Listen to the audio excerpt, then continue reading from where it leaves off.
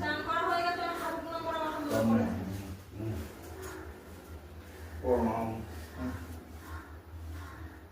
ये काम कर रहा है और মন্ত্র বল, একটু মন্ত্র বল।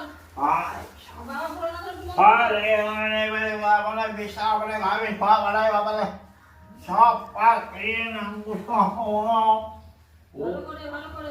ओम ओम ओम आने नमः जे राम जा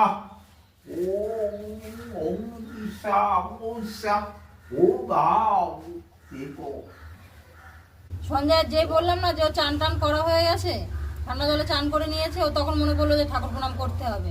ও মাছ ধরেছিল, হাতটা ধুয়ে নিয়েছিল, ধুয়ে নেওয়ার পর একটু ঘুরে ফিরে ওর দেখুন ঠাকুর ঘরে চলে গেল, গিয়ে একটু মন্ত্র পড়ে আসলো। এখন আবার গিয়ে ঘন্টা বাজাচ্ছে। ও সুন্দর পুজো করে, এত সুন্দর মন্ত্র বলে, দূর থেকে শুনলে মনে হয় যেন ব্রাহ্মণী মন্ত্র পড়ছে। এরকম ভাবে সুর দিয়ে দিয়ে মন্ত্র বলে, কি বলে তো বোঝা যায় না, কিন্তু মন্ত্রটা যে একটা সুর হয় না, সে সুরটা ভালো পারে। ও নড়ে চড়ে ঠাকুর ঘরে যায়, ঠাকুর প্রণাম করে, ঠাকুরকে খুব ভক্তি করে।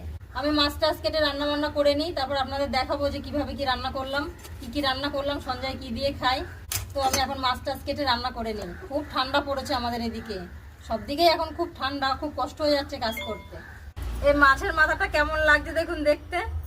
এটাই গোটা মাথাটা সঞ্জয়কে ভালো করে ভেজে একদিন দেবো, আজকে রান্না করবো না, একদিন দেবো, দেখিও কি করে। মাথাটা কেমন একটা ডিজাইন লাগছে, এটা আড়ে আড়ে কাটা পড়েছে তো ওই জন্য এরকম লাগছে। আর মাছের মাথাটাও একটু কেমন, এটা চিতল মাছের মাথা।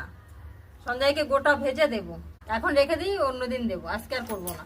ও মাথা খেতে খুব ভালোবাসে, তো এরকম গোটা মাথায় ওকে ভেজে দেবো। মাছ রান্না করলে ওকে মাথাটা দিতে হবে, যেমনই হোক, যে মাছই হোক, মাথাটাও খায়।